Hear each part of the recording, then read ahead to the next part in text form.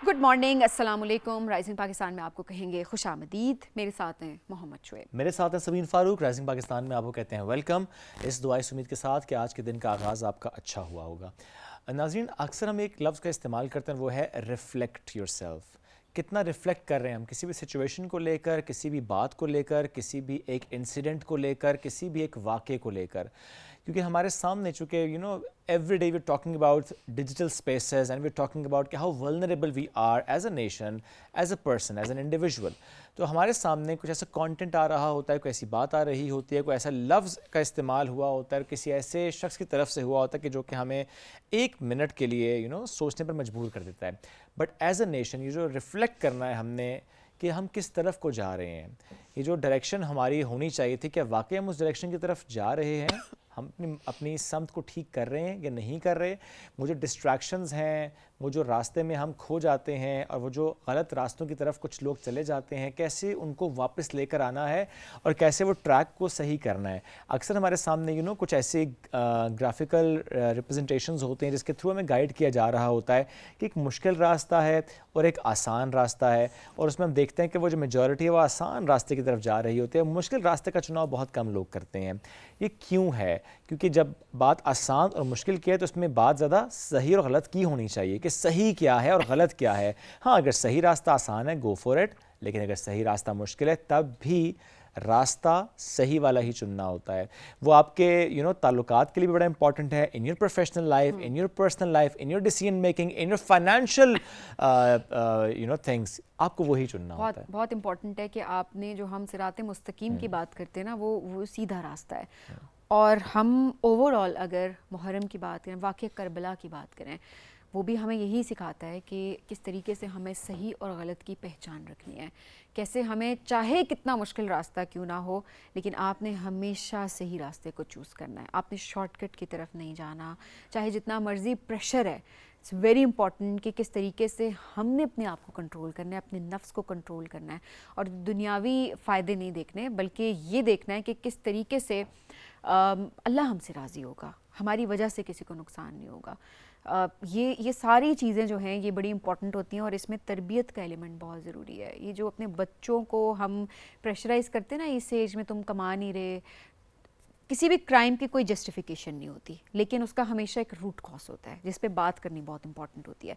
जब अपने बच्चों को हमेशा हम ये बात कह रहे होते हैं ना कि तुम कमा क्यों नहीं रहे, वो देखो फलाना कितना कमा रहा है, प्रेशराइज जब आप कर रहे होते हैं तो ये उस रेस में बच्चे लग जाते हैं। हमारी जो यूथ है वो एक रेस में लग जाती है, और फिर सही गलत की पहचान के बगैर उनको सिर्फ ये करना होता है कि अच्छा मैंने फ़लाने जितना बनना है, मैंने उस जैसा बनना है, और मैंने वो मकसद हासिल करना है। नो मैटर व्हाट, हम उसको ये नहीं बता रहे होते कि ठीक है आप अपनी पेस पे चलो, आप मेहनत करो, आप थोड़ा कमाओ, लेकिन आप हलाल कमाओ। हलाल और हराम में फ़र्क सिखाना है हमें अपने बच्चों को। ये सबसे इंपॉर्टेंट बात है, वो जो सही रास्ता है, वो जो हलाल है, उसकी तरफ लेकर जाना और उसी की तरगीब देना, हक़ की बात करना, सच की बात करना, इंसाफ की बात करना, और उन्हीं रास्तों की बात करना जो कि हमें दीन हमें सिखाता है और हमारी जो हिस्ट्री है वो हमें बता रही होती है। हम अब एक ब्रेक की तरफ बढ़ रहे हैं। जब ब्रेक से वापस आएंगे अपने शो को आज कंटिन्यू करेंगे। हमारे साथ रहिए। ये है राइजिंग पाकिस्तान।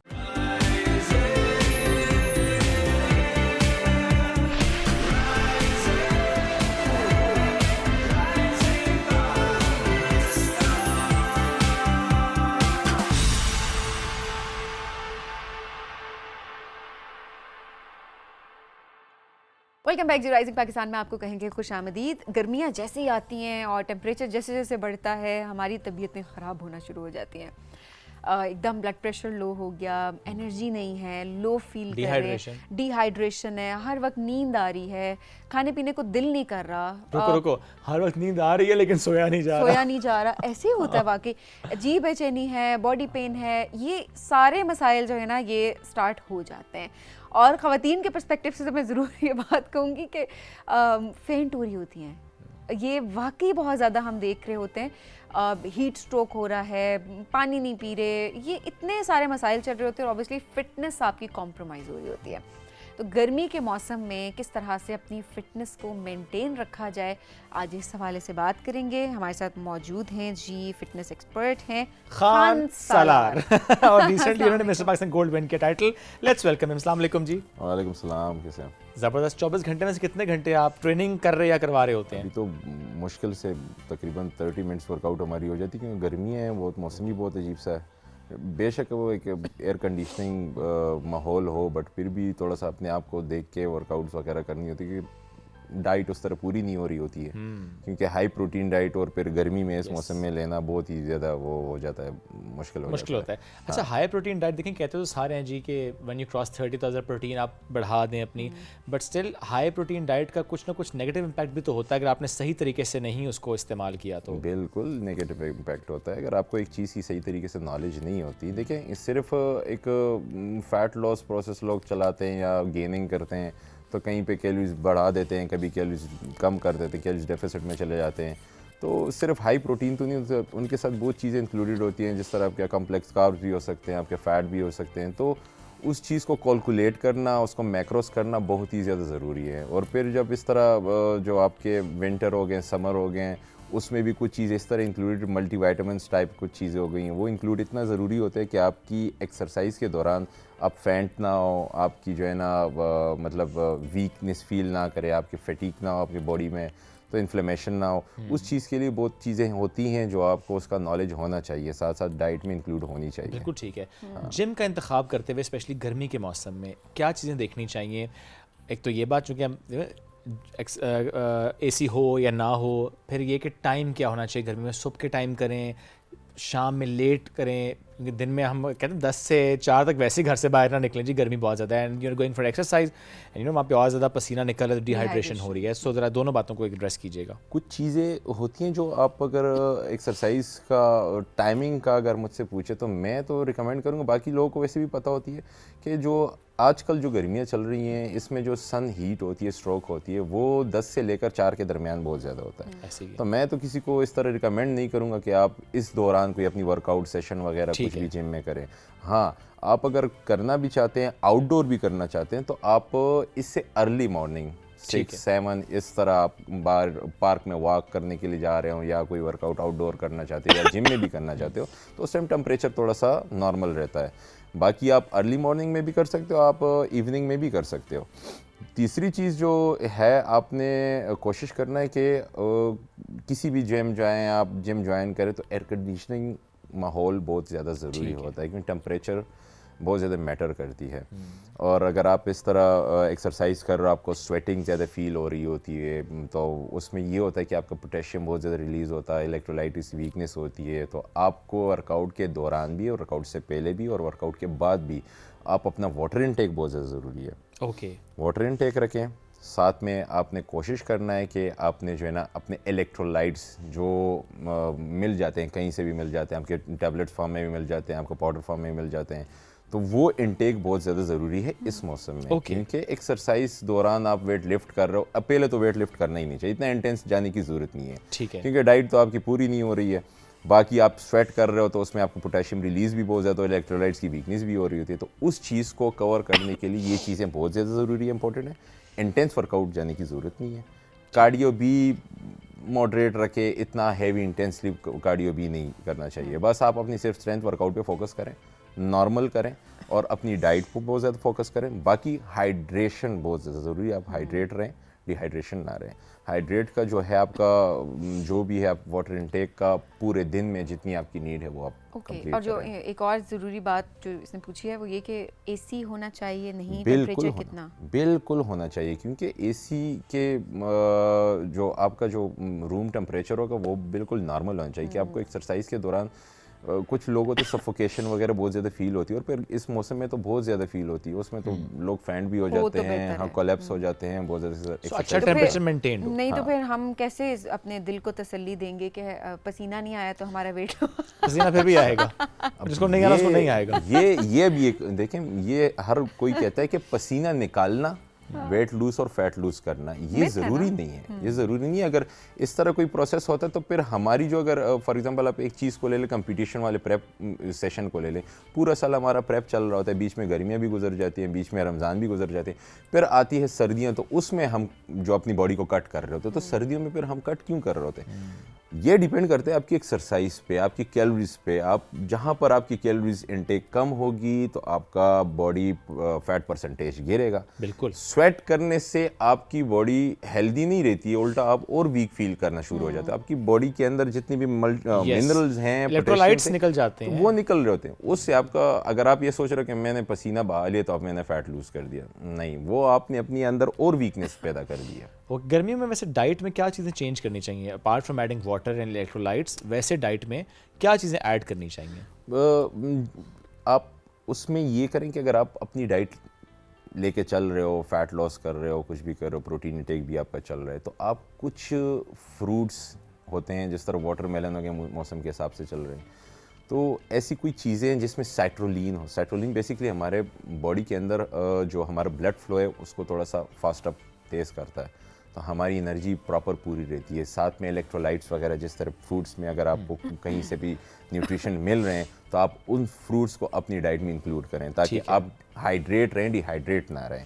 जिस तरह वाटरमेलन मैंने बोली, स्ट्रॉबेरीज वगैरह, इस तरह बेरीज टाइप जितनी भी फ्रूट्स हैं तो लो कैलोरीज भी हैं और आपको वो हाइड्रेट भी रखती हैं, तो आप उन चीज़ों को लाजमी ऐड करें। और अब आम का सीज़न है, आम, और अब चौंसा भी आहिस्ता आहिस्ता आना शुरू हो रहा है मार्केट में, तो ऐसे में दिल करता है ढेर सारा आम खाएं। अच्छा, आम आप फैट लॉस में आम नहीं यूज़ कर सकते, बहुत हाई कैलोरीज होती है।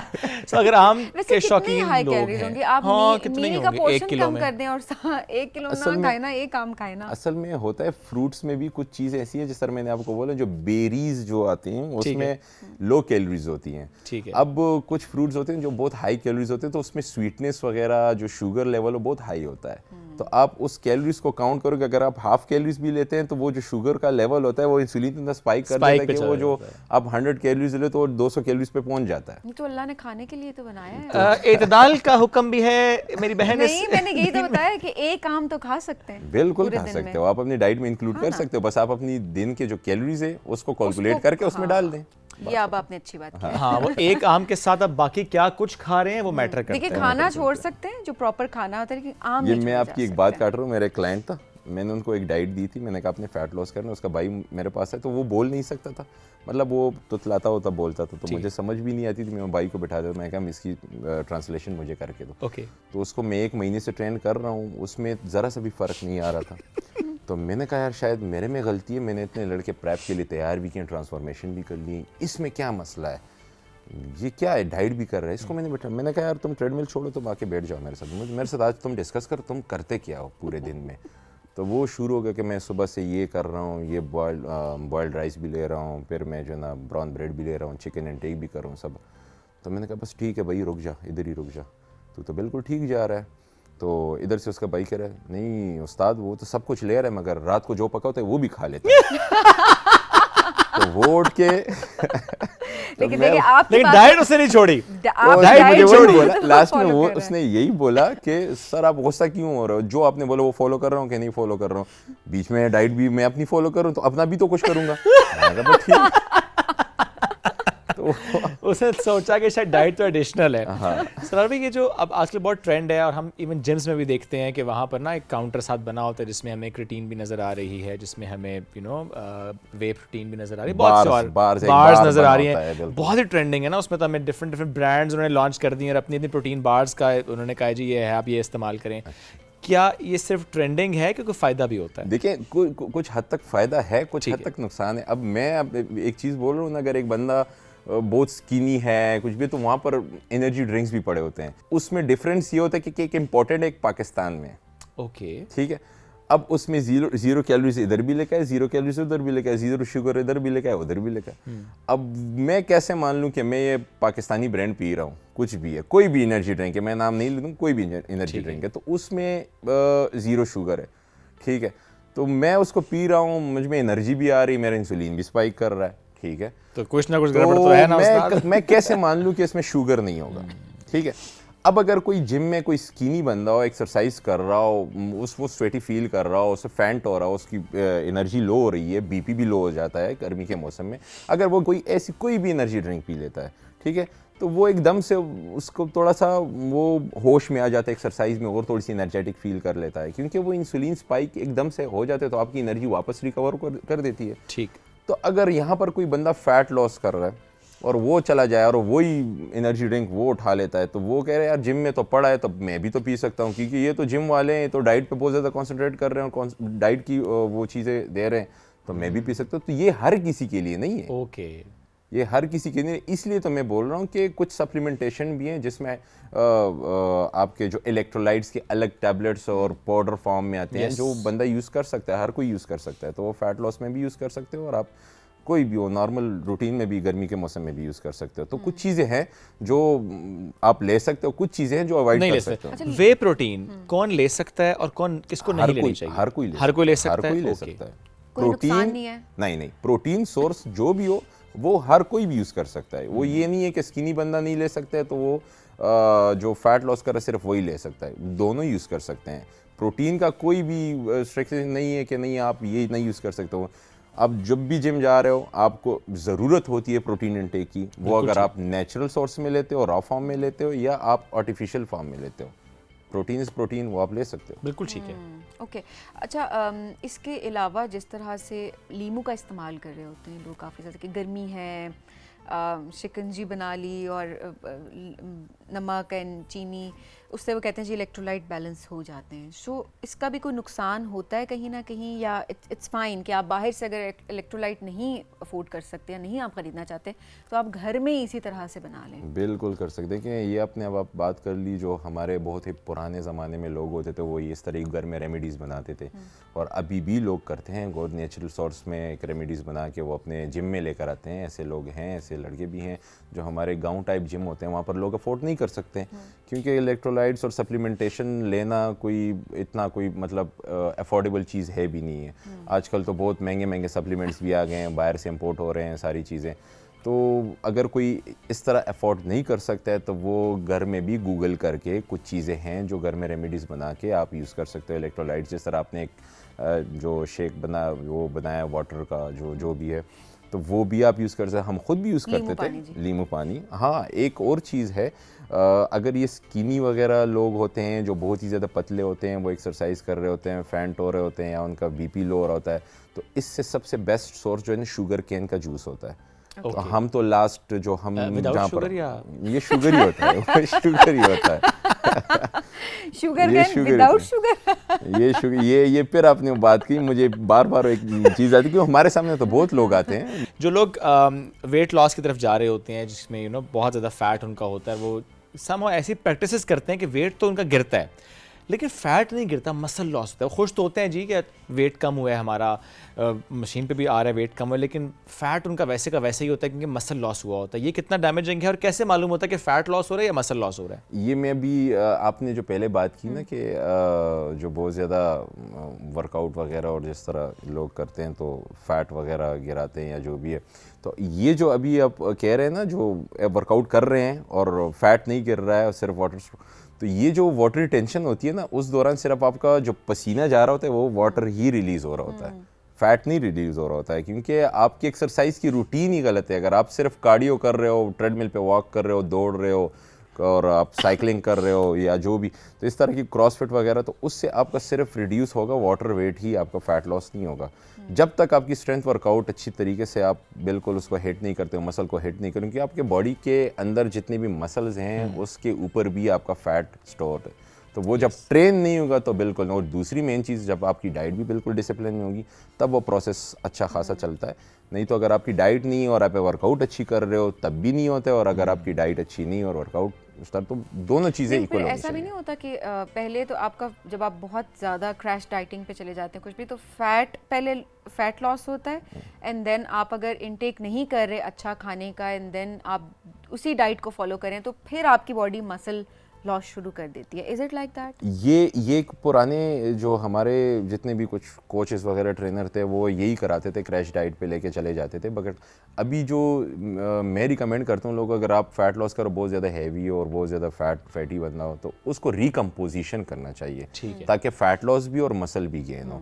तो उसमें ये होता है कि फ़ायदे हो कि अगर आप क्रैश डाइट करो उसमें स्किन लूज पड़ जाती है.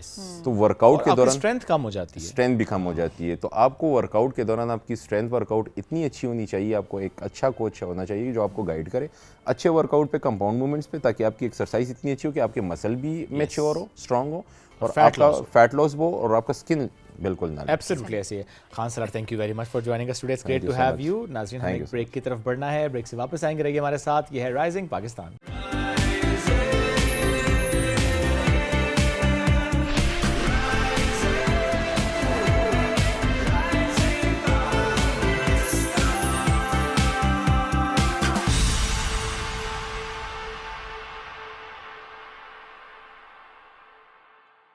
Welcome back. राइजिंग पाकिस्तान में एक बार फिर कहते हैं खुश आमदीद. प्रोग्राम में ज्वाइन किया एक ज़बरदस्त कंटेंट क्रिएटर ने जिन्होंने अपनी नीश बहुत डिफाइन रखी हुई है, लेकिन उसके अलावा भी वो काम कर रहे होते हैं.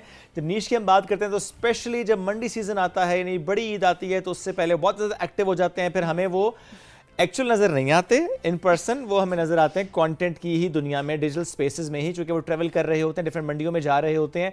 और पिछले कई सालों से माशाल्लाह he is doing amazing work. And apart from that वो पॉडकास्ट भी कर रहे होते हैं, डिफरेंट इंटरव्यूज़ भी कर रहे होते हैं, प्रमोशंस भी कर रहे होते हैं. और ताल्लुक उनका चूँकि मेरे इलाके से है तो मैं वैसे भी ज़्यादा उनको जानता हूँ. मेहराब हबीब की हम बात करें, टीफर तमाशा के नाम से उनका पेज है, डिफरेंट पेजेस. इस दफ़ा मंडी सीजन में 150 मिलियन प्लस व्यूज़ माशाल्लाह उन्होंने हासिल किए हैं. तो कैसा रहा मंडी सीजन उनके लिए? कुछ बीच में हमने कुछ वीडियोस ऐसी देखी जिससे मुतालिक हमने सवाल भी रखना है उनके आगे. तो आज उनको पहले वेलकम करते हैं. अस्सलाम वालेकुम जी, कैसे हैं? वालेकुम अस्सलाम शुएब भाई, कैसे हैं आप? ठीक. जबरदस्त थकावट उतर गई है मंडी सीजन की, शूट की, एवरीथिंग. वो कहेंगे अब तो अगली की तैयारी होने लगी है. मंडी बड़ी दूर है अभी. दूर है, लेकिन मेरा ख्याल है जो सोच होती है ना कि क्या चीज़ कैसे, वो प्लानिंग आपकी स्टार्ट हो जाती है. अच्छा, पहले ना ये मंडी सीजन हुआ करता था, आज से 2020-21 की बात करें तो ये सीजन वाइज हुआ करता था. आपको आखिरी रमज़ान से लेके ना ईद तक. अब ये 4 सीजन चलता है. ओके. इंडस्ट्री बढ़ गई है, बिजनेस बढ़ गया है, एक्सपोजर बहुत मिला है लोगों को. बड़े सारे लोगों ने पैसे कमाए, उन्होंने कहा पूरा साल वर्किंग करो उसके ऊपर. व्लॉग्स चल रहे होते हैं, उनको बिजनेस मिल रहा होता है. आपके छोटे बैल भी बेच रहे होते हैं, बड़े भी बेच रहे होते हैं. वो पूरा साल अब चेन बन गई है. ये भी है, हमने देखा है कुछ ऐसे लोग जो कि बड़ा एडवांस किस्म का फार्म्स उन्होंने एस्टैब्लिश किए हैं. पंजाब में बहुत ज़्यादा है, अदरवाइज भी ज़्यादा कल्चर है ये, और उस पर वाकई वो काम कर रहे होते हैं. एंड यू राइटली सेड, उनके मीट एक्सपोर्ट का बड़ा कारोबार है पाकिस्तान से, लोग कर रहे हैं, उससे पैसा भी कमा रहे होते हैं. अच्छा, इसमें इस बार मंडी सीजन में थोड़ा सा पहले तो बताएं ना कि आपने क्या देखा, क्या नया देखा, कौन से ट्रेंड्स आपने देखे, किस तरह से कवर किया? एक्चुअली भी इसका आगाज़ तरह करते हैं ना कि मुल्की हालात हमारे आप सबके सामने है. जो महंगाई मेरे पे वो आप पे है, जो आप पे है वो जानवर पे है, सब पे. तो इस दफ़ा क़ुव्वत ख़रीद लोगों की उस तरह कुर्बानी की नहीं थी, और डिमांड सप्लाई का इशू आता है. इस दफ़ा डिमांड कम थी, सप्लाई भी बराबर थी. क्योंकि पिछले साल जो मंडी के साथ हुआ, जिस तरह माल वापस गया, जो व्यापारियों को बड़ा सारा नुकसान हुआ. उन्होंने कहा इस साल हमने जो 100 जानवर लाता था वो 40-50 लाया, जो 40-50 लाता था वो 20-25 पे उसने इत्तेफाक किया. और चूंकि डिमांड भी नहीं थी, तो जिस तरह किसी बंदे का प्लान था कि मैं 10 लाख की कुर्बानी करूंगा, तो उसने 5 की 6 की, जो 4-5 करता था उसने 8-10 की ओवरऑल की. तो इस दफ़ा जो मंडी थी गुज़िश्ता सालों की निस्बत बड़ी अजीब व गरीब थी. कुछ समझ नहीं आ रहा था कि क्या होगा. चूँकि अब मेरा 6 साल एक्सपीरियंस है, हम मंडी में जाके जो ख़रीदार और जो व्यापारियों के साथ गपशप लगा के हम फील कर लेते हैं कि अपकमिंग वीक्स में, अपकमिंग डेज़ में, आखिरी 10 दिन में मंडी किस एंगल पे जाएगी. तो हमने ये कहा लोगों को कि इस दफ़ा मंडी रेट ठोक के लगाना, नीचे से लगाना. चूँकि पिछले साल फार्मर्स ने पैसे इतने ज़्यादा कमाए थे, ओवरऑल फार्मर्स क्योंकि पैसे ज़्यादा कमाता है, जो मिडिल मैन होता है वो वहाँ से ख़रीदता है, ज़मींदार से आगे जाके महंगे बेचता है. तो मैंने कहा रेट नीचे से लगाना, ये रेट आपको एक्चुअल उसी रेट पे दे के जाएंगे जिस साल पिछले साल बिका था.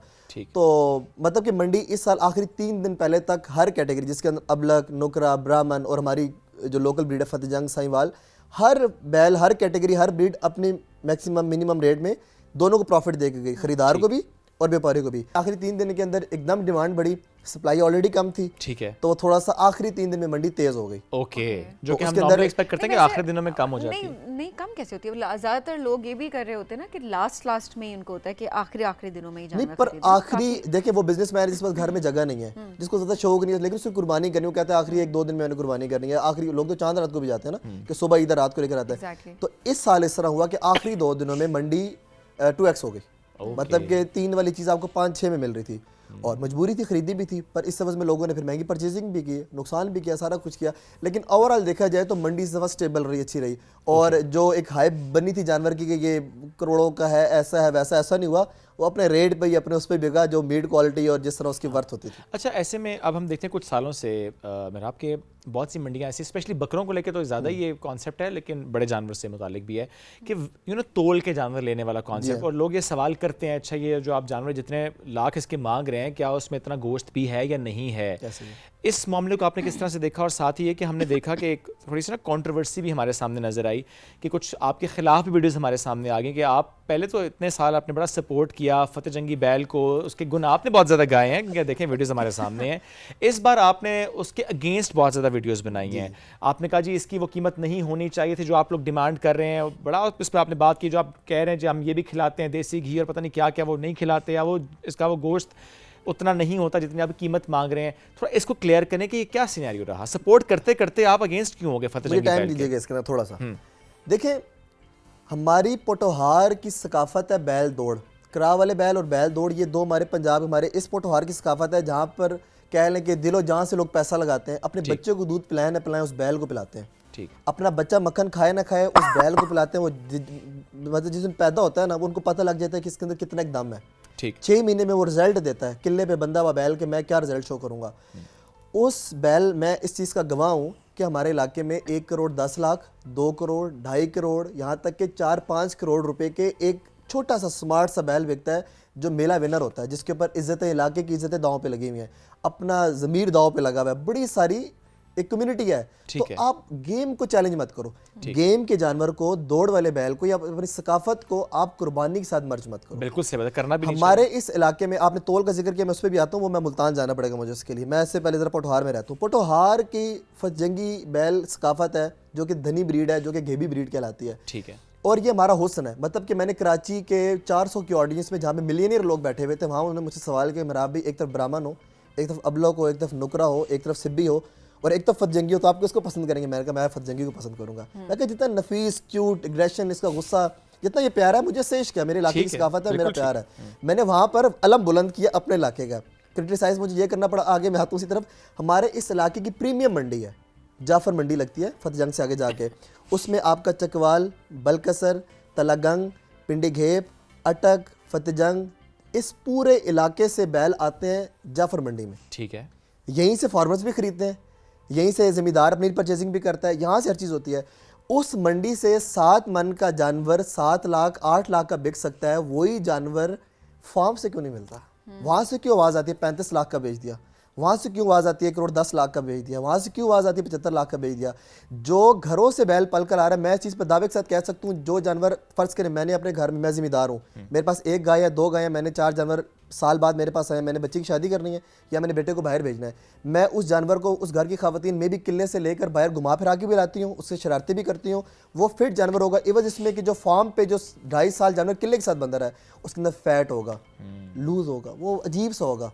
उसको जानबूझ के पीछे डंडे मार के, चुके मार के उसको तेज़ करते हैं, फीड कराते हैं, साथ कुछ करते हैं। फार्म्स के साथ मेरा ये इख्तिलाफ है कि जो प्रीमियम क्वालिटीज़ आप अपने फार्म पर मंडी से 7 लाख की लेकर आते हो, आप 50 लाख की आवाज़ क्यों करवाते हो? उसकी वजह से हुआ क्या? ज़िम्मेदार ने अपना रेट बढ़ा दिया कि मैं खीरा वेड़ा बितने का नहीं दूंगा।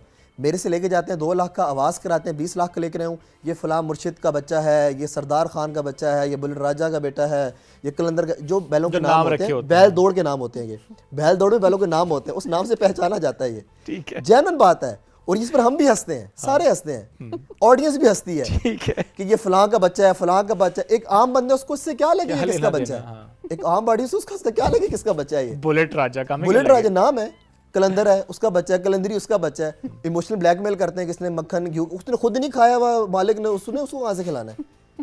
कुर्बानी के जानवर को इन लोगों ने दौड़ के बैल के साथ कंपैरिजन शुरू कर दिया, उसका जोड़ शुरू कर दिया। ऐसा नहीं हो सकता और होना भी नहीं चाहिए। मैंने जब इसकी बात की, मैंने कहा सहीवाल वेड़ा, मेरा अपना वेड़ा इस साल 2,57,000 रुपये का आया, 16,000 रुपये किराया डाला, 6 मन 20 kg उसमें से वेट निकला। वही बैल अगर फतजंगी होता तो सर वो 7 लाख का होता।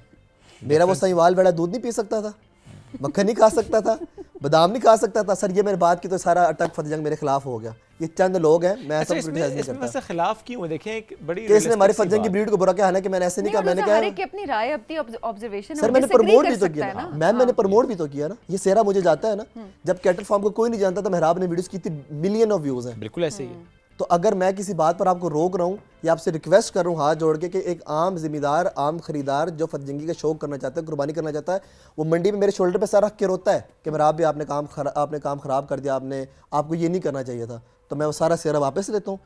मैं फॉर्म्स का बैकआउट करता हूँ, मैं नहीं जाता फॉर्म्स की वीडियो नहीं करता, मैं जो लाखों रुपए जनरेट करता हूँ अपनी अर्निंग करता हूँ, मैं नहीं कमाता पैसे, मैं उनका बैकआउट चलिए ठीक करता है, हूँ। देखिए ये अपनी अपनी राय भी है, and at the same time आपकी जो राय थी, आपको जो लगा कि ये चीज़ बेहतर हो सकती है, चीज़ नहीं होनी चाहिए, आपने अपने प्लेटफॉर्म के थ्रू उसको Absolutely. प्रमोट किया। अब जो लोग कर रहे हैं उनकी अपनी एक राय है, वो अपने तरीके से चल रहे हैं। सो ये है कि आज़ादी राय का हक होना चाहिए, डिसएग्रीमेंट आप कर सकते हैं, इख्तलाफ नहीं, लेकिन का सभी हक देखो तो हर इसमें किसी ये को बात है बड़ी इंपॉर्टेंट है कि अगर आपने अनड्यू किसी जानवर की प्राइस बढ़ा दी है तो ये गलत बात ये है। तो गलत है, that's ये true। गलत है। और मजे की बात, जो आवाज करवाते हैं ना मैडम, ये सुनिएगा, मतलब एक आपने आवाज करी 1 करोड़ 10 लाख की, एक्चुअल में वो इतने का बिका नहीं। ना इमेजिन करोड़ 10 आप लाख, एक जानवर के लिए 1 1 करोड़ करोड़ 10 10 लाख मांग रहे हैं। सर गेम का मांगे, दौड़ वाले बैल का मांगे, उस पे इज्जत दाव पे लगी हुई है। नहीं, लोग लेते भी हैं, लेते हैं, कैश बिकता है, टेबल पे कैश जिस तरह खिलारा बचा होता है 5,000 करोड़ 10 करोड़। लाख। जी जी, 1 करोड़ 10 लाख की छोटी अमाउंट है, 5-5 करोड़ के बैल बिकते हैं, पर वो गेम के वो बिकते दौड़ हैं। के बैल है ना, वो दौड़ के बैल, लेकिन सकाफत देखिए है पूरा ना। कॉन्सेप्ट वो डिफरेंट different है है। ना। देखिए हाँ, आपके मेरे घर को- की लेगेसी उससे चल रही है, आपके खानदान का नाम उस बैल की वजह से, उसकी नस्ल से है, तो वो कैसे बेचेगा? चलिए, वो वो एक अलग कॉन्सेप्ट है। इन लोगों ने कुर्बानी के जानवरों को उसके साथ मर्ज कर दिया, ये गलत किया। और फिर उनकी आवाजें करवाने से, मतलब कि उन्होंने कहा मैंने 50 लाख का बेच दिया, जमींदार से वो लेकर आते हैं 2 लाख रुपए का, जो घर में पालता है, जिस तरह की बहन बेटियां पालती हैं जानवर को, 2 लाख रुपए का लेकर आते हैं उनसे। आवाज़ आकर आते हैं, जनाब जी मैं शोएब खान से लेकर आया हूँ, इलाके के नंबरदार है, ये उसका बच्चा है, ये 20 लाख का लेकर आए हूँ, अब जो दिल जिगर गुर्दे वाला आएगा अब मेरे से देखिए 50 इस लाख नाम पे तो बिक जाएगा ना, ये तो आप ऑब्वियस सी बात है, ये तो आई मीन दिस इज शेर अच्छा, सो और- ऑब्वियस। ओवरऑल जरा बताएं, अभी कंटेंट क्रिएशन उस दौरान तो जाहिर है एक रही, आपने अपना कंटेंट जनरेट अल्हम्दुलिल्लाह। किया, अभी इस वक्त podcast and overall content creation. अच्छा, मंडी सीजन करने के बाद ना, पहली बात तो कमर सीधी नहीं होती ना, बंदा कहता है सिर्फ रेस्ट करे। इस दौरान हमने टूर भी किया, मरी बुदमन शुबन घूम कर आए हम लोग, सारा कुछ किया, लेकिन उसके एवज में भी अभी तक कॉल्स वही आ रही, क्योंकि मैंने बताया ना 4 सीजन हो गया काम। अब जो लोग हमारे फैन हो गए, हमारे काम के, या उनको देखा इस नाम से या इस वीडियो से बिजनेस मिलता है, तो मेहराब आप हमारे पास है, हमारा गोट फार्म है, कैटल फार्म है, अब मैं से निकलना चाहता हूँ थोड़ा थोड़ा। मैं कहता हूँ मैं आम टाइम में कुछ और काम करूँ, आखिरी जो Move on रमजान, करना चाहते हैं। हाँ रमजान से आप चाहते हैं कि नहीं मूव आप चाहते हैं कि वो टैग थोड़ा सा हटे, ये वाला ना कि सिर्फ मंडी सीजन वाला मंडी टैग अब बाकी भी करते हैं। लास्ट टाइम जब आए थे मेरा, आप तो बता रहे थे मूव ऑन नहीं कर पा रहे ना। वो कोई और टॉपिक था ना, वो क्या टॉपिक था? वो टॉपिक था। मेरा इस वक्त क्या स्टेटस है? आप कह रहे थे ना कि जिंदगी में आगे बढ़ रहे हैं और यू नो देखिए ना, वाकई से यहाँ तक बढ़ा हूँ, यहाँ से वाकई तक वापस बढ़ूंगा। रिश्ता हो गया, हाँ हो रहा है प्रोसेस में। नहीं मैंने छोड़ दिया खुद ही, घर वालों पे छोड़ दिया। मैं तो वो हो गया, घर घर वालों वालों पे ने पसंद कर लिया। करते रहते, आते रहते, बताते रहते। ओके आज तो रिश्ते तो आते रहते ना, कभी मैं नहीं पसंद आता, कभी मुझे नहीं कोई पसंद आता, ओके तो इस दफा अम्मी को क्या कहीं भी कर दें। मेरा thank you very much for जज़ाकल्लाह, जॉइनिंग अस बहुत टुडे। शुक्रिया आप दोनों का, आपके आने का PTV शुक्रिया का। जी, और जिस तरीके से माशाल्लाह आप काम कर रहे हैं वेरी एक्टिवली ऑन डिजिटल जज़ाकल्लाह, प्लेटफॉर्म्स, बहुत सो शुक्रिया। Good to have you. हम एक ब्रेक की तरफ बढ़ रहे हैं, ब्रेक से वापस आएंगे, रहिए हमारे साथ। ये है राइजिंग पाकिस्तान।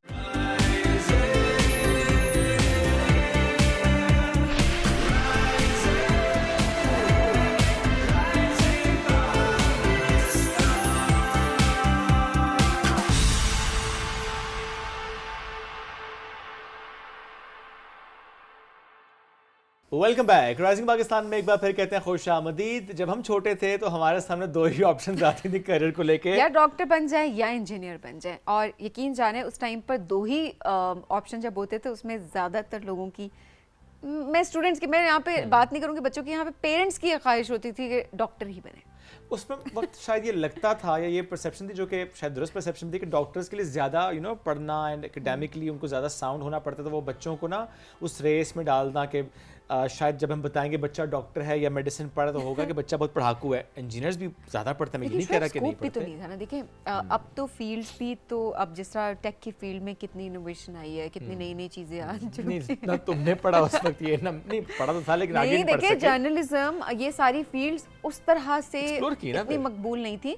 हमें वो बात करना कि हमने एक्सप्लोर किया, जिस तरह मेरी अम्मी चाहती थी कि मैं डॉक्टर बनूं, लेकिन मैंने ठान ली थी कि मैं नहीं बनी। कोई ऐसी बुराई नहीं है, क्योंकि देखिए आपके इंटरेस्ट पे होता है। जो डॉक्टर बनना चाहता है एक बहुत ही काबिल इज्जत वो प्रोफेशन है, और हम डॉक्टर्स की बहुत कदर करते हैं, लेकिन यही बात है कि बहुत जिम्मेदारी की बात है। अगर आप बनना चाहते हैं तो आप इस प्रोफेशन में जाएं, क्योंकि इतनी जिंदगियां आपके हाथ में होती हैं। नहीं, पर मेरा केस तो डिफरेंट था। I wanted to be a doctor, मैंने तो उसके अलावा कुछ सोचा ही नहीं था। नंबर नहीं आया, एडमिशन नहीं हुआ था। एडमिशन नहीं हुआ था। मैंने तो प्री मेडिकल के बाद ही मेरी अम्मी ने खुद का जो करना है कर लो, हालांकि प्री मेडिकल उन्होंने रखवाई थी मुझे। मैंने कहा मेरा इंटरेस्ट नहीं था। एंड देन क्योंकि मेरा हमेशा से जर्नलिज्म में इंटरेस्ट था, तो मैंने अपनी पढ़ाई भी उसमें मुकम्मल की और आगे अपनी फील्ड में कोई इंटरेस्ट जर्नलिज्म में नहीं था। मेरा सादा इंटरेस्ट मेडिसिन में था। आज सभी ने खाम खा पूछ के मैं आपके सामने रख दिया कि मैं नालायक पांडा था, क्योंकि मेरा नहीं एडमिशन हुआ था। इतने मार्क्स लेने के बावजूद भी नहीं हुआ था। कंपटीशन बहुत टफ होता है। ओके, ठीक है। देखिए, आज के हवाले से बात करते हैं। जब इतनी सारी फील्ड्स आ चुकी हैं, एंड देन हम डॉक्टर्स की रिस्पॉन्सिबिलिटी भी देखते हैं, जो कि बहुत मेहनत करते हैं हमारे डॉक्टर्स, और हम शायद उनको उतना रिगार्ड नहीं कर पाते, हम उनकी इतनी इज्जत नहीं कर पाते, हम नहीं करते। और डॉक्टर्स की जिंदगी है, जो उनकी रूटीन है, जिस तरीके से वो कॉल्स, लंबी कॉल्स, जिस पे मैं आज जरूर ये बात करूंगा, फिर से करूंगा कि मुझे नहीं समझ आती है 48 घंटे की कॉल। एक डॉक्टर जो कि 48 घंटे ऑन जॉब है, वहीं पर रह रहा है, वाई? और जब आपकी नींद पूरी नहीं है उसमें 48 आवर्स, आप मेंटली आप उस तरह से रिलैक्स नहीं हुए, तो देखिए आपके आगे, आपके सामने जो है वो कीमती जाने हैं। सो देखिए आप किस तरह से क्वालिटी इंश्योर कर सकते हैं। सो दैट्स वेरी इंपॉर्टेंट कि इन चीज़ों पे बात करना बहुत इंपॉर्टेंट है। एट द सेम टाइम आज की जो जनरेशन है, क्या वो डॉक्टर बनना चाहती है? क्या उनके लिए ड्रीम प्रोफेशन डॉक्टर है? क्या ड्रीम प्रोफेशन डॉक्टर है? या उनके लिए ड्रीम प्रोफेशन कंटेंट क्रिएटर बनना है? तो एक ऐसे ही डॉक्टर से आज आपकी मुलाकात करवाने लगे हम, दोनों काम कर रही है। मैं डॉक्टर भी बनती हूँ, और अभी ज़ाहिरा आगे वो स्पेशलाइजेशन करेंगी, और अभी जो है वो बहुत अच्छा कंटेंट क्रिएट करती हैं, इंफॉर्मेटिव कंटेंट होता है, लोग बहुत फॉलो करते हैं, स्पेशली यंग जनरेशन, हमारी फीमेल्स बहुत ज़्यादा उनको फॉलो करती हैं। तो उनसे आपकी हम मुलाकात करवाते हैं। आयशा राठौर, डॉक्टर आयशा राठौर। डॉक्टर आयशा, अस्सलाम वालेकुम डॉक्टर साहब, कैसी हैं आप? वालेकुम अस्सलाम, मैं बिल्कुल ठीक, आप लोग कैसे हैं? अल्हम्दुलिल्लाह। आपको ये कमेंट मिलता है आप डॉक्टर हैं, आप तो छोटी सी लगती हैं? हाँ, बहुत ज़्यादा। इवन हाउस जॉब के दौरान भी वो कहते हैं ना, बड़े डॉक्टर को बुलाओ, अभी कहते हैं बड़ा डॉक्टर आ रहा है, पहले आप हमसे बात कर लें, उसके बाद बड़े डॉक्टर साहब भी आ जाएंगे। कद में जो बड़ा डॉक्टर, कद काट रोब एज, या ये ऐसे कि होता है डॉक्टर साहब कि वो जो पेशेंट्स होते हैं ना, स्टिल अच्छा ये होना तो नहीं चाहिए, बट हमारे साथ भी होता है जब हम जाते हैं, अगर बहुत ही यंग है, अच्छा ये तो आपने ना हाउस जॉब वाले को बुला लिया है, किसी सीनियर डॉक्टर को बुला के लाया, पूरा प्रोसेस है। हाँ, वो भी डॉक्टर फर्स्ट एक्सपोजर आपका जो है वो किसी ट्रेनिंग से ही होता है, उसके बाद फिर एक प्रोसेस के थ्रू आप कंसल्टेंट के पास जाते हैं, डायरेक्टली नहीं जाते। हम पे सीखना मत। हाँ, या तो आप पे नहीं सीखेंगे तो और किससे सीखेंगे? नहीं, इससे मुझे देखिए इतने सीरियस केसेस तो ट्रेनिंग के दौरान आपको दिए भी नहीं जाते। नहीं, बिल्कुल भी नहीं, कोई भी नहीं दिया जाता। जो भी केस हॉस्पिटल में एडमिट होता है, सुबह एक राउंड होता है, वहाँ पर कंसल्टेंट्स मौजूद होते हैं, और मल्टीपल कंसल्टेंट्स मौजूद होते हैं, मल्टी डिसिप्लिनरी टीम होती है। ट्रेनी तो सिर्फ उससे सीख के लेके चल रहा होता है, ट्रीट आपको कंसल्टेंट ही कर रहा होगा। आप पेशेंट की फाइल पे देखेंगे तो लिखेगा कि under the treatment of consultant XYZ, पूरी टीम है ना जो उसके अंडर है। या इट्स नॉट कि एक डॉक्टर तो एक पेशेंट को ट्रीट भी नहीं कर रहा होता है। नर्सेस डॉक्टर अवेलेबल नहीं है, then you are in a better position कि अगर आपने कुछ उनसे कंसल्टेशन करनी भी है, आप ब्रिज का किरदार अदा कर भी रहे हैं कि अच्छा डॉक्टर साहब ये इशू है, मैं ये कर रही हूँ, तो आप मुझे गाइड कर दें। गाइडेंस आप इंप्लीमेंट करवा रहे होते हैं टीम से। It's a whole process, team process. Please respect every doctor, ये बहुत जरूरी है, क्योंकि आपके जो पेशेंट है उसका ख्याल उस डॉक्टर ने ही रखना है। अगर आप डॉक्टर का ख्याल नहीं रखेंगे तो चांस काटी है कि डॉक्टर का ख्याल रखें। नहीं, हम लोग फिर भी डिस्क्रिमिनेट नहीं करते, अटेंडेंस जैसे बड़ी अच्छी पेशेंट का जो है ना वो नहीं है। और ये हर तरह का पेशेंट होता है। मुझे एक पेशेंट याद है, I was a medical student उस टाइम के ऊपर, और एग्जामिनेशन करना था, तो यूजुअली एक्सपोजर करना होता है बॉडी का, जिसके बाद एग्जामिन करके उन्होंने हर्निया दिखानी थी। तो हमारे साथ जो डॉक्टर थे उन्होंने पूछा कि आप कंफर्टेबल होंगे, मेल पेशेंट थे, आप कंफर्टेबल होंगे मेरे साथ, मेडिकल स्टूडेंट्स है, अगर वो देख लें क्योंकि उन्होंने सीखना है। तो ही सेड कि डॉक्टर माँ बाप की तरह होता है, और माँ बाप से कैसी शर्म, तो आप ज़रूर जो सीख रहे हैं उसको यहीं पर रखें, I don't have any problem. तो मेरे लिए दैट इज़ एन इंट्रोडक्शन के what a doctor is to a patient. और ये बात बिल्कुल दुरुस्त है। डॉक्टर की जब बात होती है ना, तो उसमें ये जेंडर नहीं आता जी कि मेल डॉक्टर है, फीमेल डॉक्टर है। ज़ाहिर है फॉर श्योर कुछ खवातीन रिलेटेड जो इश्यूज हैं उसमें ज़ाहिर आप प्रेफर करते हैं, करना भी चाहिए। अदरवाइज डॉक्टर है, वो जेंडर से हट के डॉक्टर होता है। बड़ा पढ़ना पड़ता है जी, बहुत पढ़ाकू होना पड़ता है। आप बचपन से ही ज़्यादा पढ़ाकू थी? हाँ, मुझे हमेशा से ही डॉक्टर बनने का शौक था, मुझे या एक दफ़ा मैं बहुत छोटी थी, हमारे घर में चिड़िया ज़ख्मी होकर नीचे गिर गई थी एंड आई वाज लाइक मैं क्या करूँ, मैंने उसको उठाया, पट्टी भी की, सब कुछ किया, वो नहीं बच सकी। तो मुझे उसका वो जो एक होता है ना कि I could not do anything for this चिड़िया, उसके बाद फिर आई वाज लाइक, और मुझे सिर्फ डॉक्टर बनने का शौक़ नहीं था, मुझे बायोलॉजी में बहुत इंटरेस्ट है, मुझे ह्यूमन बॉडी की जो मिराकुलस नेचर है मुझे वो बहुत हमेशा से इंस्पायर करती है कि हाउ जो मैं रंग बिरंगा खाना खा रही हूँ वो खून कैसे बन रहा है, और मेरा दिल धड़क रहा है तो यहाँ पर वो धड़क रहा है और पाँव तक उसका खून पहुँच रहा है, और एक सेल बॉडी का अगर अपने काम से ऊपर नीचे हो जाता है, suddenly I am in a hospital, मुझे कैंसर हो गया है, और फिर like how does this work, it used to fascinate me a lot. और ये बहुत बड़ी मिसकंसेप्शन है कि डॉक्टर के लिए सिर्फ पढ़ाकू होना चाहिए, पढ़ाकू होना उसका एक एलिमेंट है। डॉक्टर सारी जिंदगी पब्लिक को डील करता है, अगर एक डॉक्टर को पब्लिक डीलिंग नहीं आती ना, वो A स्टार ग्रेड्स में है, वो उसने डिस्टिंक्शंस ली हुई है, लेकिन उसको नहीं पता मुझे पेशेंट से बात कैसे करनी है, मुझे कम्युनिकेट कैसे करना है, मुझे आप एक इंसान के वल्नरेबल तरीन टाइम पे उसके साथ होते हो। वो लोग जो इतने खुददार होते हैं कि वो कभी किसी को हेल्प के लिए नहीं कहते, वो भी आपके सामने कहते हैं कि डॉक्टर साहब मुझे बहुत तकलीफ है, आप मेरे लिए कोई ऐसा काम कर दें कि मेरी तकलीफ, तो वो वल्नरेबल पोजीशन, उसमें आपको नहीं पता आप बात कैसे करो। तीसरी चीज़ है डॉक्टर बनने के लिए पेशेंस, लॉट ऑफ पेशेंस। मेरा छोटा भाई है, व्हेन ही वाज डिसाइडिंग कि उसको जो है ना वो बायोलॉजी में जाना चाहिए या कंप्यूटर साइंस में जाना चाहिए, उसको डॉक्टर बनना चाहिए या नहीं, मैंने उससे सिर्फ एक सवाल पूछा था। मैंने कहा उस्मान, क्या तुम अपनी सारी ज़िंदगी मरीज़ों के साथ अस्पताल में गुजारने में कंफर्टेबल हो? तुम उठोगे, that is what you're going to see. You're going to see pain and suffering and tragedy, और आप हमेशा हर पेशेंट को बचा भी नहीं सकते, तो ये इमोशनली बहुत ड्रेनिंग प्रोफेशन है। And his absolute answer was no, मैं नहीं, मतलब मेरे लिए it would be very difficult to manage emotionally भी कि मैं इसको करूं, so he went to computer science. तो या टेक पे जाओ, आपने रियलिटी चेक दिया ना, तो यही काउंसलिंग बहुत इंपॉर्टेंट है, जिससे वो इस प्रोफेशन में चला जाता है एंड देन उसको ये सब फेस करना पड़ता, वो अपनी रिस्पॉन्सिबिलिटी को उस तरह से ना निभा सकता है। एंड स्पेशली ये जो पैशन की आप बात करें, वो पैशन होना बहुत ज़्यादा ज़रूरी है। अच्छा, ये इतना पढ़ना पड़ता है, उसमें कंटेंट क्रिएशन का टाइम कहाँ से आपको मिला, या जी डॉक्टर साहब ये बताएं ना, आइडिया कैसे आया आपको? नहीं, I have been always very active in extracurricular. मैंने अपने FSC में अपना कॉलेज टॉप किया था, मैट्रिक में, उसके बावजूद मेरी डिबेटिंग चैम्पियनशिप्स भी होती थी, poetry writing, essay writing, sports, मैं हेड गर्ल थी अपनी मैट्रिक में, और मैं डिप्टी कॉलेज कैप्टन थी अपनी FSC के दिनों में भी। तो मुझे कभी भी, I was never a student who was always into books, I was into everything. I didn't miss a single college का इवेंट, सिंगल स्कूल का इवेंट, सिंगल ख़ानदान की शादी कि नहीं मुझे तो पढ़ाई है, मैं ये नहीं कर सकती, वो नहीं कर सकती। तो मुझे लगता है कि ये अल्लाह ताला की भी बड़ी रहमत थी कि I was able to manage time well. I am an early riser, मुझे लगता है जो बंदा जल्दी उठता है ना, उसके पास दिन में ज़्यादा घंटे होते हैं। 5 बजे आप उठ गए हो, 6 बजे उठ गए हो, आपके साथ पूछे ना, हमें ऐसे ही लगता है कि दिन अच्छा खासा है। जब लोग सो के उठ रहे होते हैं, हमारा दिन ऑलमोस्ट आधा हो चुका है। एग्जैक्टली। तो और फिर मेडिसिन में आने के बाद भी I did a lot of stuff. हमने लिटरेरी क्लब बनाया वहाँ पर, बहुत सी एक्स्ट्रा करिकुलर ऑर्गेनाइजेशंस ज्वाइन की, फिर मैं अंडरग्रेड एक्सचेंज प्रोग्राम पे US भी गई थी 6 महीने, उसके साथ भी पढ़ाई को मैनेज करना, फिर like a lot of stuff. तो मेरे लिए कंटेंट क्रिएशन बहुत ईजी है, क्योंकि मैं बहुत इन्जॉय करती हूँ the process of expressing your thoughts and sharing it with the world, कि कोई भी ऐसी चीज़ हो। तो मुझे कभी भी वो ऐसा जॉब या रिस्पॉन्सिबिलिटी नहीं लगी। And also I am not somebody who is consumed with the reaction of the audience, like I have posted this video, तो my God, is this getting enough likes and shares and comments?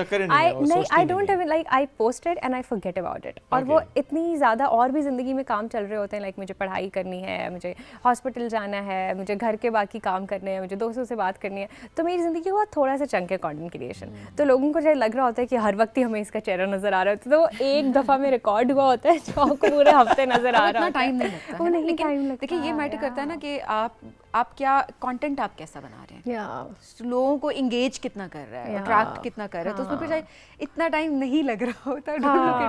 मैं शुएब का फिर याद आ जाएगा हम हमेशा जिक्र कर रहे होते हैं ओवरऑल।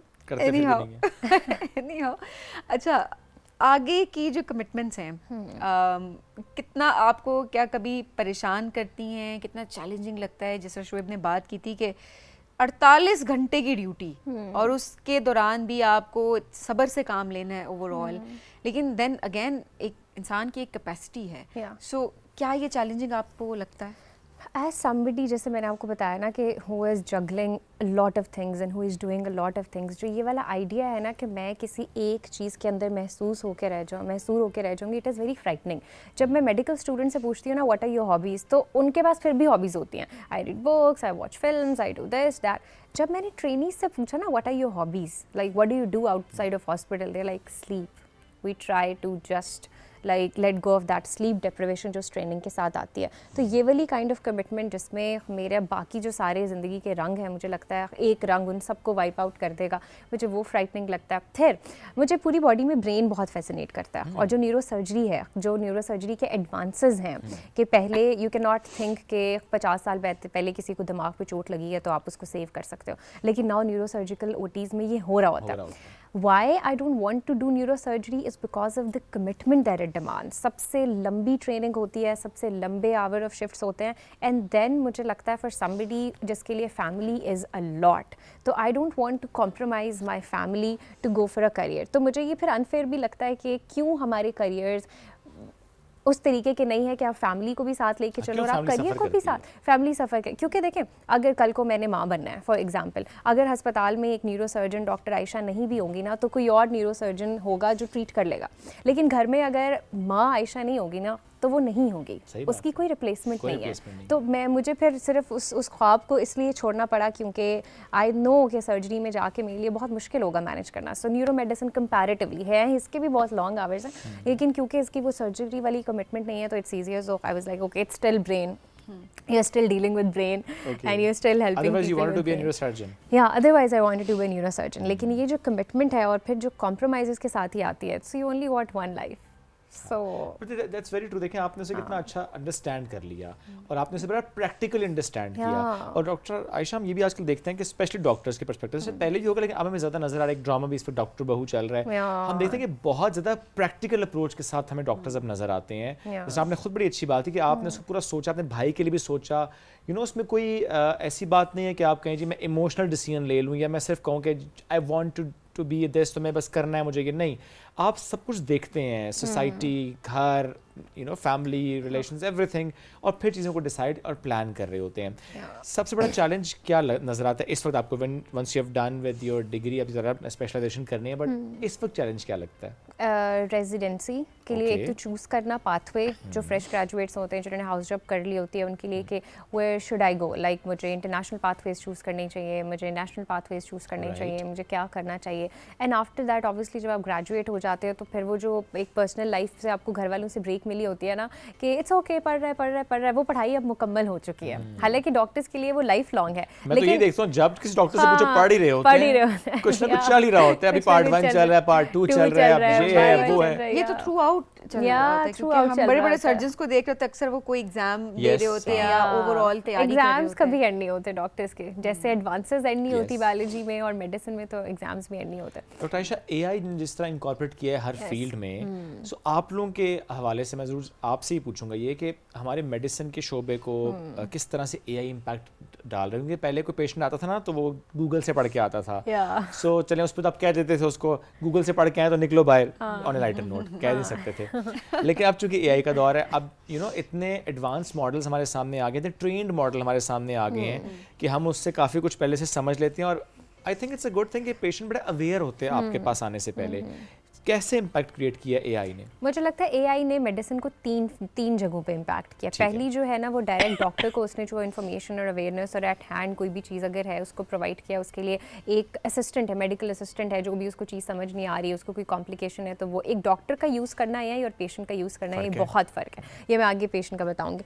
दूसरा, इसने रिसर्च में बहुत एडवांसेस किए हैं. पहले अगर किसी को systemic review, meta analysis, medicine में रिसर्च करनी होती थी तो there was a lot of work, बहुत ज़्यादा जगल करना पड़ता था. लोगों को 8-10 महीने लग रहे होते थे डू एवरीथिंग. तो आई ने उसको बहुत आसान बना दिया. उस सारी इन्फॉर्मेशन को जगल करना, रिसर्च में आपकी मदद करना बहुत आसान है. फिर ये बहुत से हैं जो सर्जिकली भी ट्रेंड हैं, तो वो भी बहुत ज़्यादा जो है ना उसको एडवांस करें. पेशेंट्स को लेके पहले आपके पास मरीज़ आता था ना एआई से पहले, तो आपको उसको बताना होता था कि आपको ये मसला है. अब पेशेंट आपके पास आता है तो आपको उसको बताना होता है आपको ये भी मसला नहीं है, ये भी नहीं है, ये भी नहीं है, ये भी नहीं है, क्योंकि वो सारे डायग्नोसिस वो एआई से लेके आया होता है कि डॉक्टर साहब मुझे ये बीमारी है, हो सकता है ये बीमारी हो. तो वो जो अवेयरनेस है ना, बड़ा रिजिड होके आता है. हाँ मसला है, नहीं, हाँ डॉक्टर ने तो पता ही कुछ नहीं। हाँ मैं तो चैट जीपीटी ने तो मुझे ये बताया है। चैट जीपीटी ने तो मुझे अच्छा, असल में चैट जीपीटी जिस तरह आप मेरे सामने बैठे हुए हैं ना, वैसे चैट जीपीटी आपको नहीं देख पा रही। मैं जैसे आपके एग्जामिन करूंगी, मेरे हाथ देखूंगी, मुझे पता चलेगा भाई पेल है, नाखून देखूंगी, स्पून नेल्स तो नहीं है, आयरन डेफिशिएंसी तो नहीं है, लंग की जो टियोलॉजीज की वजह से क्लबिंग तो नहीं है, मैं आपकी आंखें देखूंगी, मैं आपकी ज़ुबान देखूंगी, तो आप वो सारी चीज़ें चैट जीपीटी को नहीं दे रहे। आपको बुखार है, आप चैट जीपीटी को दे रहे हो कि मुझे बुखार है, तो चैट जीपीटी आपको बताएगा कि अच्छा बुखार है तो आपको टीबी हो सकती है, आपको टाइफाइड हो सकता है, या आपको ल्यूकीमिया हो सकता है, लिम्फोमा हो सकता है। जब वो आपके पास आता है, आपको पता है ये वो वाला इलाका है जहाँ पे आजकल viral flu is very common, हर दूसरा बंदा आपके पास गला खराब या तो आपका बुखार जो है वो बेनाइन है। उसने 1-2 इन्वेस्टिगेशंस भी करा लिया, आपको बुखार बिल्कुल बेनाइन नज़र आ गया, निकल आया, तो आप उसको कहते हो कि ये है, बट फिर भी वो अगर ठीक हो जाता है वेल एंड गुड, लेकिन पेशेंट का सेटिस्फेक्शन रेट मुझे लगता है कि वजह से थोड़ा कम हो गया, क्योंकि वो अपने जहन में बना के आया होता है कि मुझे कोई बहुत सोफिस्टिकेटेड किस्म की बीमारी है। लेकिन अगर, और ये इतना आप कॉन्ट्रास्ट देखते हो ओपीडी के अंदर कि जिन पेशेंट्स को एक्चुअली कोई प्रॉब्लम होता है ना, बड़ा ये बीमारियां होती हैं, they are very casual about it, they are like कि अच्छा नहीं डॉक्टर साहब ये होगा, देख लें क्या। लेकिन जो पेशेंट अपेरेंटली बिल्कुल ठीक होते हैं ना, दे आर वेरी कंसर्न, तो फिर उसमें मुझे लगता है the thing with help is counselling. You should be a very good counsellor जब आप डॉक्टर हैं, ताकि आपका पेशेंट जो सवाल लेकर आया है वही सवाल लेके वापस ना जाए, उसको कुछ ना कुछ जवाब आपसे उस मुलाकात के बाद मिले, क्योंकि obviously you are an expert at that. Doctor साहब हम अक्सर वो ड्रामा में देखते हैं ना कि जब एक किसी को अगर कोई बहुत बड़ी बीमारी है तो हमें एक सीन दिखाते हैं जो बंदा या बंदी गई डॉक्टर बस, डॉक्टर ने सीधे बता दिया उसे आपको कैंसर है। This looks unrealistic to us actually, कि मतलब ऐसे नहीं होता और नहीं होना चाहिए। कम्युनिकेशन उस वक्त की बड़ी इंपॉर्टेंट होती है। इन एक्चुअल क्या ये आपके करिकुलम का हिस्सा होता है कि जब ऐसा कोई मामला हो तो कैसे उस पेशेंट से डील करना है, कैसे वो कम्युनिकेट करना है कि वो आहिस्ता से एब्जॉर्ब करे उसको, बिकॉज पहले बीमार है, एक वो स्ट्रेस या शॉक से कुछ और मसला ना हो जाए।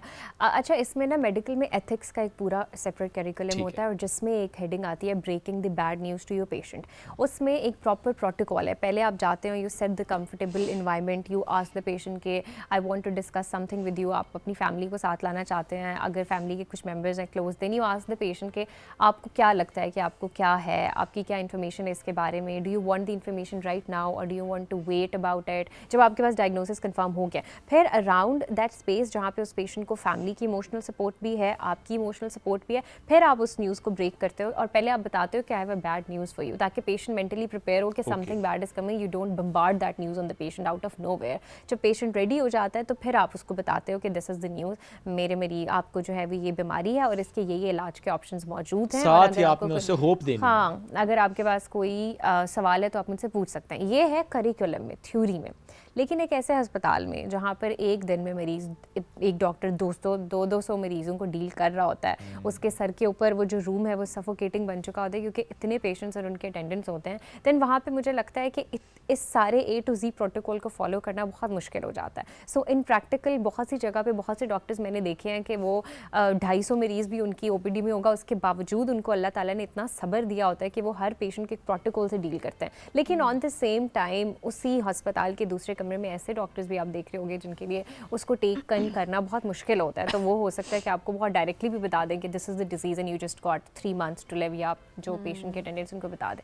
तो मुझे लगता है स्ट्रक्चर पे भी बहुत डिपेंड करता है। थ्योरी में ये सारी चीज़ें उन मुल्कों ने बनाई है जहाँ पर पेशेंट की एक लिमिट है कि एक डॉक्टर इतने मरीज़ देखेगा, जहाँ पे जो इन्वायरमेंट है वो बहुत अच्छा है डॉक्टर्स के रहने का, सहने का, फाइनेंशियली भी उनको वो किसी किस्म का प्रेशर नहीं होता, तो वो फॉलो कर सकते हैं। हमारे जैसे कंट्रीज़ में जहाँ पे डॉक्टर्स बेचारों को फिनेंशियल सिक्योरिटी भी नहीं है और रेजिडेंट्स की जो पे हैं 120, 130 इस्लामाबाद जैसे सिटी में, और वे सालों अरसों से यही पेज है। महंगाई, पेट्रोल कहाँ से कहाँ पहुँच गए, लेकिन डॉक्टर की पे वहीं के वहीं है। अभी फिर लोग कहते हैं कि डॉक्टर की इज़्ज़त बहुत ज़्यादा होती है और ये इज़्ज़त से बिल्स नहीं भरे जाते, इज़्ज़त से दस्तरखान पे रोटी नहीं आती, इज़्ज़त से आपके अखराजात पूरे नहीं होते। और अब तो मुझे ये लगता है कि शायद इस चीज़ में भी हम लैक कर रहे हैं, हम डिसरिस्पेक्ट भी करना शुरू हो गए डॉक्टर्स को, इस प्रोफेशन को। आई एम श्योर आपने भी ऐसा फेस किया होगा, और आए दिन हम कहीं ना कहीं को वीडियो सर्कुलेट करते हुए देख रहे होते हैं कि पेशेंट का इलाज, हर मुमकिन कोशिश की गई कि बेहतर से बेहतर इलाज किया जा सके, बट देन ज़िंदगी मौत अल्लाह के हाथ में है।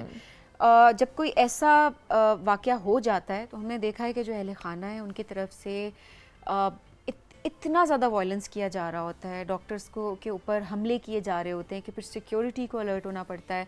एंड देन वो वीडियोस फिर सामने आ रही होती हैं और डॉक्टर्स अपनी जान बचा रहे होते हैं लिटरली। ये भी तो देखें शायद हम इस चीज़ में हम कितना लैक कर रहे हैं कि ठीक है, मैं ये नहीं कहूँगी कि हर जगह ऐसे, लेकिन कुछ जगहों पे ठीक है कोताही हो गई जो भी है, उसके लिए आपके पास एक लीगल वे है जो आप फॉलो कर सकते हैं, आप वहाँ पे प्रूव कर सकते हैं। लेकिन जहाँ पर हर मुमकिन कोशिश की गई है और बचाने की कोशिश की गई है और फिर ज़िंदगी मौत अल्लाह के हाथ में। इसमें दो चीज़ें होती हैं। एक ये चीज़ होती है कि हमारे यहाँ क्योंकि तोहम परस्ती इतनी ज़्यादा है कि हम कोई बंदा बीमार होता है तो हम उसको पहले डॉक्टर के पास नहीं लेके आते, हम उसको लेके जाते हैं पीर बाबा के पास, हम उसको लेके जाते हैं किसी हकीम के पास, किसी और तरीके के लोगों के पास। जैसे अभी रिसेंटली भी एक पेशेंट था, उसको मिर्गी के दौरे पड़ते थे, एपिलेप्सी। अब मिर्गी के दौरे एक इस्टेब्लिश बीमारी है न्यूरोलॉजी के अंदर जिसका एक इलाज मौजूद है और वो इलाज लेने के बाद मरीज़ ठीक हो जाते हैं। लेकिन वो एक पीर बाबा के पास गए जिधर से उन्होंने जिन निकलवाए जाते हैं और फिर दम किया और फिर जो है वो 2 महीने के लिए ठीक हो गया, फिर दोबारा मिर्गी का दौरा पड़ा,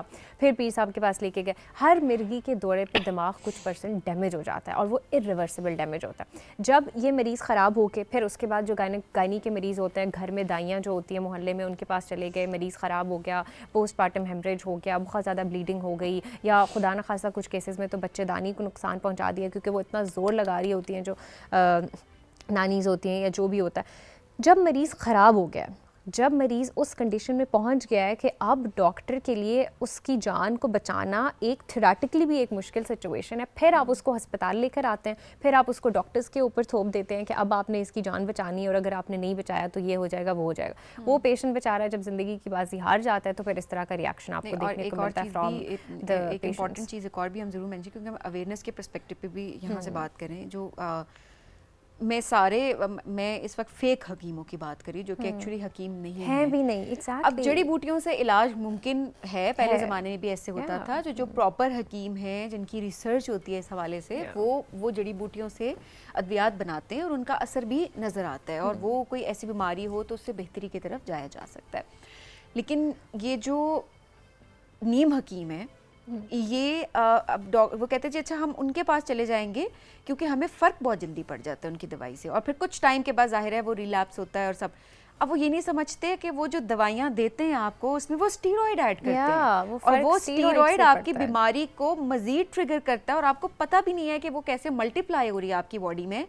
एंड देन आप डॉक्टर के पास जाते हैं और फिर आप कहते हैं अच्छा वो जो एक्चुअल डॉक्टर है वो तो बेकार था, ये तो उसकी दवाई से मुझे फ़र्क नहीं पड़ा, क्योंकि दवाई तो आहिस्ता आहिस्ता अपना असर दिखाएगी। देखिए दवाई का जो मकसद होता है ना, वो बीमारी को जड़ से ख़त्म करना होता है। वो दवाई का मकसद ये नहीं होता कि आपको 2 घंटे की रिलीफ प्रोवाइड करें और उसका डैमेज इतना ज़्यादा हो जाए कि आप जो है ना उसके बाद ज़िंदगी में उठने पड़ने के काबिल ना हो जाए। अभी रिसेंटली 2 हफ्ते पहले एक बच्ची का केस आया था जिसको कशिंग डिजीज़ हो गई थी। कशिंग डिजीज़ एक बहुत ही खौफनाक बीमारी है, इसमें आपको शुगर हो जाता है, डायबिटीज़, ये बीपी का मसला हो जाता है, आपका चेहरा फूल जाता है, आपके जिस्म पर निशान पड़ना शुरू हो जाते हैं, फैट पैड्स, आपकी जो बॉडी की पूरी फिजिक है वो चेंज हो जाती है और आपके जो एड्रीनल शट डाउन हो जाता है। मतलब गुर्दों के ऊपर एक गदूद है जिसको एड्रीनल ग्लैंड्स बोलते हैं, जो स्टेरॉइड पैदा करते हैं, जो स्टेरॉइड आपकी बॉडी के लिए ज़रूरी होते हैं मल्टीपल कामों के लिए। वो काम करना छोड़ देते हैं क्योंकि बाहर से उसको बहुत स्टेरॉइड मिल रहा होता है। अब जब डेट बैक किया उसकी हिस्ट्री में तो वो वहाँ पर अपने इलाके में कोई डिस्पेंसर था, उसके पास जाती थी, उसको खांसी निमोनिया वगैरह होता था और वो उसको हर दूसरे दिन स्टेरॉइड लगा के ये बीमारी करा दी थी। कशिंग डिजीज़ है ही बीमारी बाहर के स्टेरॉइड एक्सेसिव लेने की वजह से।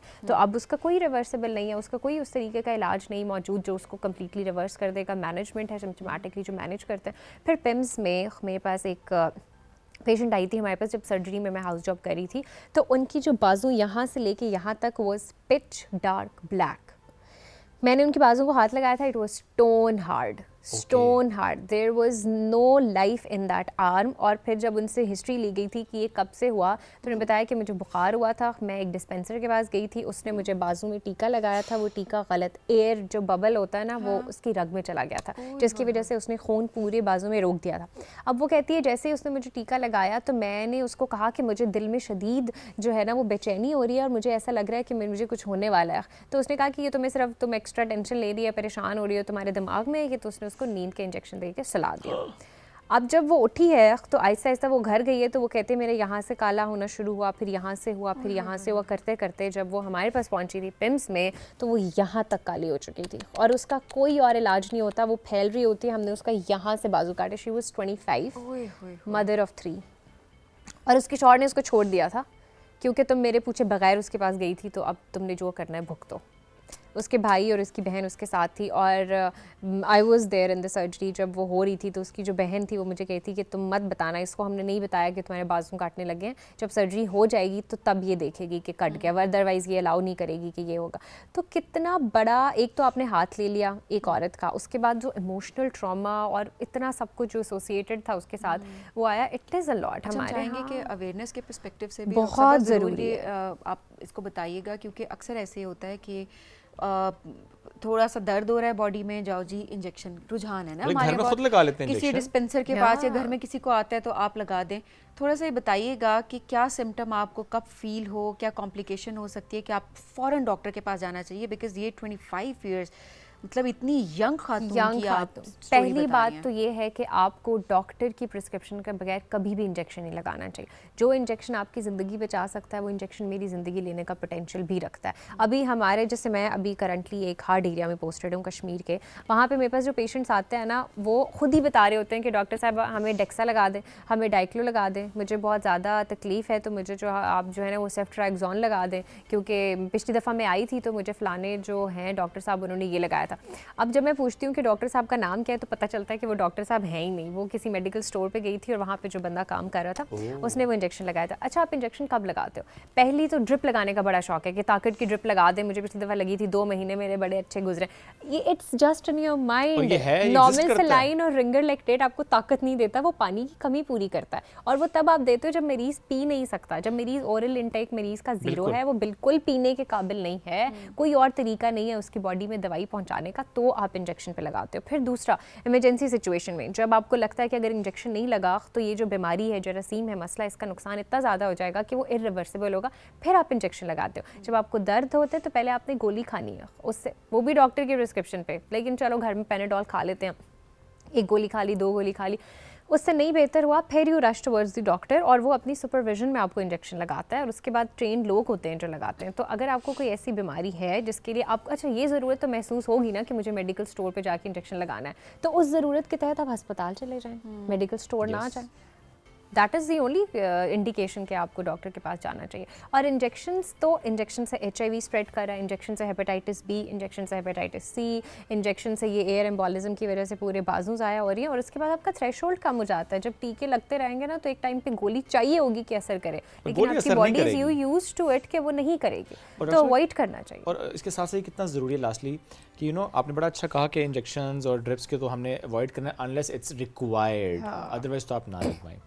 उससे पहले ज़रा मेडिसिन, लेकिन उससे भी ज़्यादा ज़रूरी जो कि आप अपने कंटेंट में भी लेकर आती हैं, लाइफस्टाइल मॉडिफिकेशन, और अपने आप को कैसे हेल्दी लाइफस्टाइल की तरफ आपने लेकर जाना, ताकि आप ज़रूर जाएं डॉक्टर के पास, ज़रूर गाइडेंस लें, लेकिन कोशिश करें कि आपकी जो बॉडी है वो खुद उस बीमारी के ख़िलाफ़ लड़े, वो आपकी इम्यूनिटी इतनी स्ट्रॉन्ग हो कि आप मेडिसिन पे या इंजेक्शंस पे इस तरह से रिलाई ना करें। अच्छा, जो वायरल मसले होते हैं ना जो ज़्यादातर आते हैं, फॉर एग्जांपल वायरल फ्लू हो गया, वायरल फीवर हो गया, उस वायरस का लाइफ स्पैन 5 या 7 दिन है। वो दवाई खाएं ना खाएं, टाइम लेना है, ठीक हो जाएगा। अगर आप दवाई खाएंगे तो वो वही वाली बात है, अगर आप दवाई खाएंगे तो वो 7 दिन में ठीक होगा, नहीं खाएंगे तो 1 हफ्ते में ठीक हो जाएगा। तो आपने खुद को वो सेल्फ मेडिकेट बिल्कुल भी नहीं करना होता कि कोई भी बीमारी हुई है या कुछ भी ऐसा हुआ है तो आपने फ़ौरन से, आजकल तो लोगों को इतनी अवेयरनेस होती है, मेरे पेट में दर्द था तो मैंने नौस्पा खा ली, फिर उससे आराम नहीं आया तो बास्को पान खा ली, फिर सर में दर्द शुरू हो गया तो मैंने कहा कि सिनफ्लेक्स 550 mg भी खा, ये पेशेंट आपको बता रहा होता है।